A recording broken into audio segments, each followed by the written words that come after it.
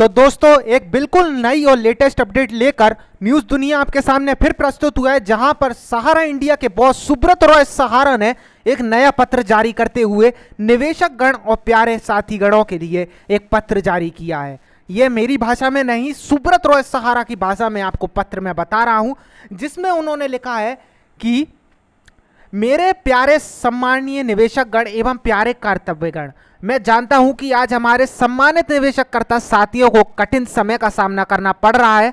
वहीं आपको समय पर भुगतान नहीं मिल रहा है, इसलिए आप बेचैन भी हैं और यह स्वाभाविक भी है। वहीं कठिनाइयों को महसूस करके आपसे ज़्यादा बेचैन मैं हूं।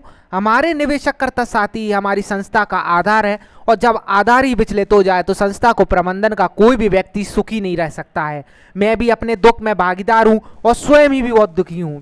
वहीं आपका भुगतान क्यों नहीं हो पा रहा है, इस बारे में मैंने पूरी ईमानदारी से कई बार आपको बता चुका हूं। एक बार फिर बता रहा हूं कि माननीय सर्वोच्च न्यायालय के आदेश पर हमने सेबी में पैसा जमा किया था।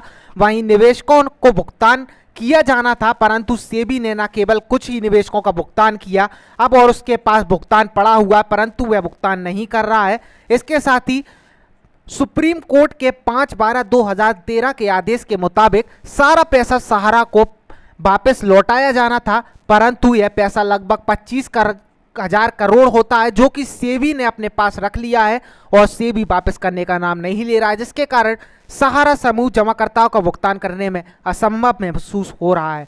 वहीं आपको एक तथ्य बताना भी जरूरी है कि बहुत से लोगों को यह गलतफहमी है कि माननीय सर्वोच्च न्यायालय का एम्बार्गो सिर्फ 2 कंपनियों पर है, जबकि वास्तविकता यह है कि प्रतिबंध पूरे सहारा समूह पर है। इसके साथ ही माननीय सर्वोच्च न्यायालय का यह भी आदेश है कि किसी भी संपत्तियों को बेचकर या गिरवी रखकर पैसा जुटाया जाता है तो वह सारा सेबी खाते में चला जाता है। वहीं उसमें से एक भी रुपया अपने निवेशकों को भुगतान के लिए सहारा नहीं कर सकता है।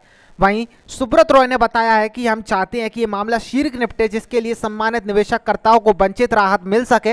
वहीं कोविड ग्रीव आवश्यक आदि के कारण पिछले 16 महीने से माननीय उच्चतम न्यायालय में सुनवाई के लिए तारीख भी नहीं मिल रही है। वहीं सहारा इंडिया के द्वारा लगातार हर संभव प्रयास किया गया है, परंतु कोई भी बेंच सुनवाई के लिए नहीं मिल रही है, जिसके कारण भुगतान असंभव दिखाई दे रहा है।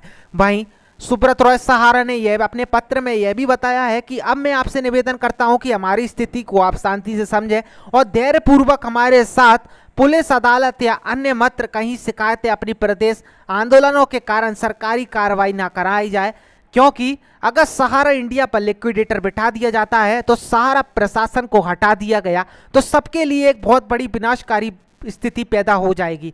वहीं सहारा प्रशासन बना रहा तो सबका भुगतान होगा, अन्यथा पैसा कहां से मिलेगा, कैसे मिलेगा, किसी को भी नहीं पता है। वहीं जिन कंपनियों का लिक्विडेटर बैठा है उनका बहुत ही बुरा हाल हुआ है, जिसका उदाहरण सुब्रत रॉय सहारा ने देते हुए गोल्डन फॉरेस्ट, PACL, आदर्श सोसाइटी एवं अन्य लोगों के बारे में बताया है।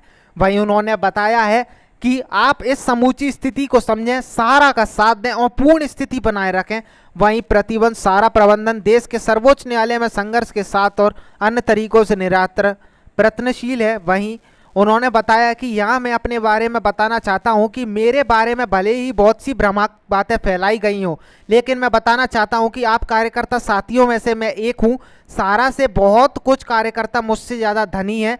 आप भले ही आश्चर्य करें, लेकिन सच्चाई यह है कि पूरे ब्रह्मांड में मेरे और मेरी बीवी, बच्चे, बहुओं के पास व्यक्तिगत संपत्ति के तौर पर 3 कमरों का सिर्फ एक फ्लैट है। और अगर शुरुआती वर्षों की बचत के आधार पर पूरे खानदान के जेवर, बैंक बैलेंस इत्यादि को जोड़ लिया जाए तो वह ₹10 से 15 करोड़ के ऊपर नहीं होगा।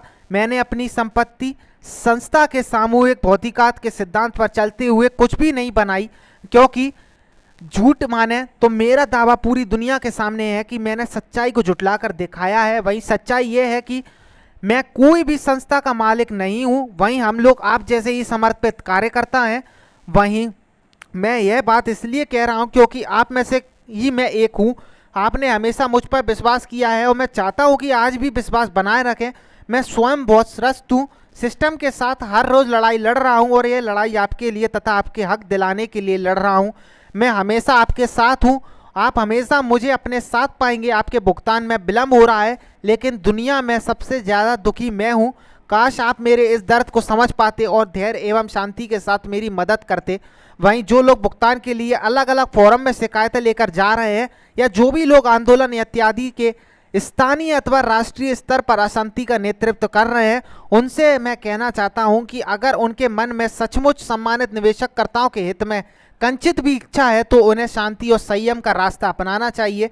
वहीं साथियों को ऐसे तथाकथित नेताओं से बचना चाहिए जिनके बारे में जगह जगह से सूचना देकर मुझे बताया गया कि वह लोग जो कि भुगतान दिला सकेंगे उसमें से 10 या 20% वे लेंगे। यह बहुत ही गलत है, अन्याय है, गुनाह है। आप निवेशकर्ता साथी लोग ऐसे अन्याय से बचें और अपने सम्मानित जमाकर्ताओं के भुगतान के लिए हम जो प्रयास कर रहे हैं उसमें सहयोग करें।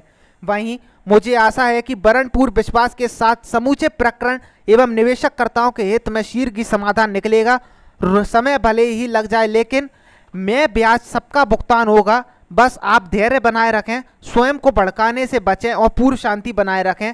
मैं ईश्वर से प्रार्थना करता हूं कि सम्मानित निवेशकर्ताओं, साथियों, हमारे कार्यकर्ताओं और हम सबकी संस्थाओं का जल्द से जल्द समाधान निकले और सबकी मनचाही राहत प्राप्त हो सके। बड़ों को प्रणाम एवं छोटों को प्यार भरा आशीर्वाद। हमेशा आपका सहारा श्री। तो ये थी आज की लेटेस्ट वीडियो।